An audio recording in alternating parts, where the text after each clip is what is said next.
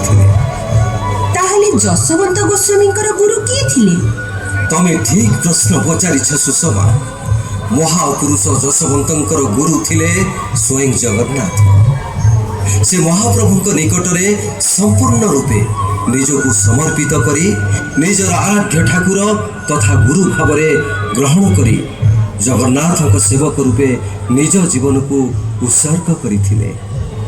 ଯଦିଓ କଥିତ ଅଛି ଯେ ଚୈତନ୍ୟ ମହାପ୍ରଭୁଙ୍କ ସଂସ୍ପର୍ଶରେ ଯଶୋବନ୍ତ ଗୋସାଇଁ ପୁରୀ ଶ୍ରୀକ୍ଷେତ୍ରରେ କାର୍ଯ୍ୟ କରିଥିଲେ, ଗୁରୁ ଭାବରେ ଗ୍ରହଣ କରିଥିବାର କଥା କେଉଁଠାରେ ଉଲ୍ଲେଖ ନାହିଁ। ଯଶୋବନ୍ତ ଗୋସାଇଁ କ'ଣ ବିବାହ କରିଥିଲେ? ହଁ, ସେ ଆମରି ପରି ସାଂସାରିକ ଥିଲେ। ତମେ ଜାଣିଛ ସୁଷମା, ଗୋସାଇଁଙ୍କର ଅଲୌକିକ ପ୍ରତିଭା ସବୁ ଦେଖି ରାଜା ରଘୁରାମ ଚମ୍ପତି ତାଙ୍କ ଭଉଣୀ ତିଳୋତ୍ତମାଙ୍କ ସହିତ ବିବାହ କରାଇଥିଲେ। ତାଙ୍କ ଗର୍ଭରୁ ମଧ୍ୟ 2ଟି ପୁତ୍ର ସନ୍ତାନ ଜାତ ହୋଇଥିଲେ।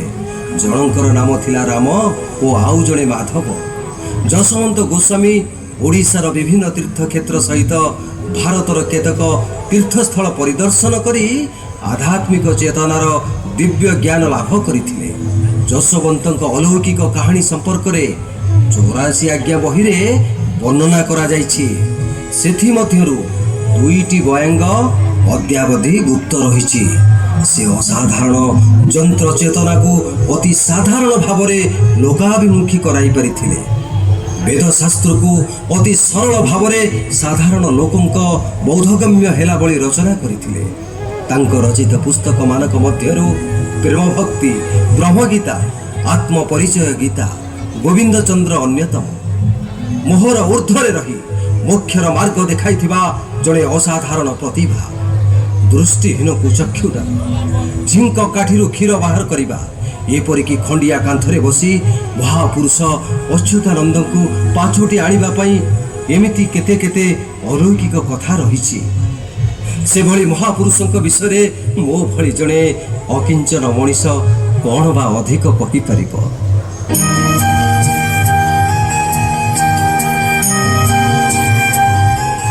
ସୁଷମା, ଏତେ ସବୁ କଥା ପରେ କହିଲ ଦେଖି, ମୁଁ କିଏ, ତମେ କିଏ, ଭକ୍ତ କିଏ, ଭଗବାନ କିଏ? ଏସବୁ କଥାକୁ ଅତି ସୁନ୍ଦର ଭାବରେ ମୀମାଂସା କରି ନିଜ ଆତ୍ମ ପରିଚୟ ସୃଷ୍ଟି କରିପାରିଥିଲେ ସେ। ସେଭଳି ମହାପୁରୁଷଙ୍କ ବିଷୟରେ ମୋ ଭଳି ଜଣେ ଅକିଞ୍ଚନ ମଣିଷ କ'ଣ ବା ଅଧିକ କହିପାରିବ?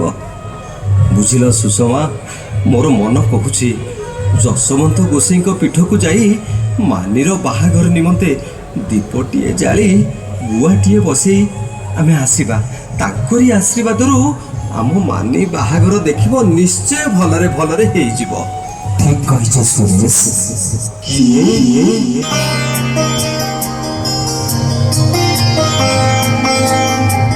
ମୁଁ ହେଉଛି କାଳି, ମୁଁ ହେଉଛି କାଳ, ମୁଁ ହେଉଛି ମହାକାଳ, ଆଉ ମୁଁ ହେଉଛି ଜଗନ୍ନାଥ। ଅବଶ୍ୟ ଯେଉଁ ସ୍ଥାନରେ ମୋ ଭକ୍ତର ଗୁଣଗାନ କରାଯାଏ, ଯେଉଁଠାରେ ସତ୍ସଙ୍ଗ ଅନୁଷ୍ଠିତ ହୁଏ କିମ୍ବା ନାମ ସଂକୀର୍ତ୍ତନ ଯଜ୍ଞ କର୍ମକାଣ୍ଡ, ମୁଁ ସେଇଠି ଅତ୍ର ତତ୍ର ସର୍ବତ୍ର ବିଦ୍ୟମାନ ହୋଇଥାଏ।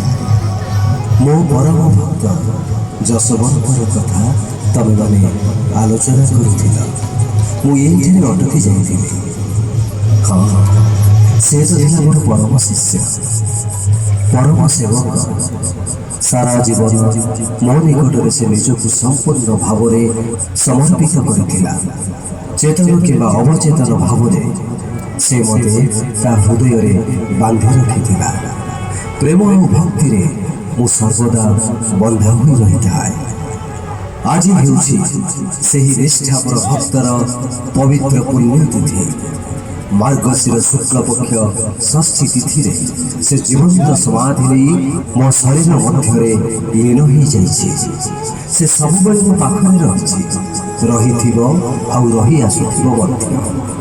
ଅନ୍ତିମ ସମୟରେ ତାର ନିବେଦନ ଅନୁଯାୟୀ ମୁଁ ତାକୁ କଥା ଦେଇଥିଲି, ମୁଁ ତାର ଦର୍ଶନ ନିମନ୍ତେ ଏ ପବିତ୍ର ପୀଠରେ ଆବିର୍ଭାବ ହେବି। ନୀଳାଚଳ ଧାମର ରତ୍ନ ସିଂହାସନ ଛାଡ଼ି ଅଢଙ୍ଗଗଡ଼ର ମୋର ପ୍ରିୟ ସଖା ଯଶୋବନ୍ତର ସମାଧି ସ୍ଥଳରେ ମୁଁ ବିଦ୍ୟମାନ ହେବି। ଆଜି ଏ ଦାଣ୍ଡ ହେବ ବଡ଼ଦାଣ୍ଡ, ଏ ପୀଠ ହେବ ଶ୍ରୀକ୍ଷେତ୍ର, ଏହାର ଧୂଳିକଣା ହେବ ବ୍ରଜଧୂଳି, ଆଉ ଆଜିର ଏ ପ୍ରସାଦ ହେବ ମହାପ୍ରସାଦ। ଯେଉଁ ଶ୍ରଦ୍ଧାଳୁ ଭକ୍ତମାନେ ଆଜି ମୋର ସନ୍ଥ ଯଶୋବନ୍ତର ଦର୍ଶନ କରିବେ, ନୀଳ କନ୍ଦରରେ ମୋର ଦର୍ଶନ ସହିତ ସମାନ ହେବ।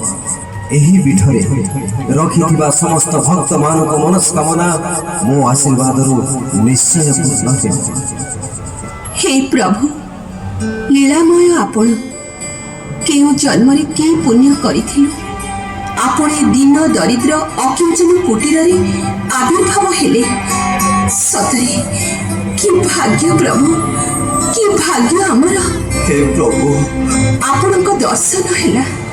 ହେ ପ୍ରଭୁ, ଜୟ ଜଗନ୍ନାଥ, ଜୟ ଯଶୋବନ୍ତ, ଜୟ ଜଗନ୍ନାଥ, জয় যশোবন্ত। জগত হয়ে আত্মজাত তোহর মায়ারে অনন্ত তুহি সে মায়া খুয়া বরি শরীর বহুমর হরি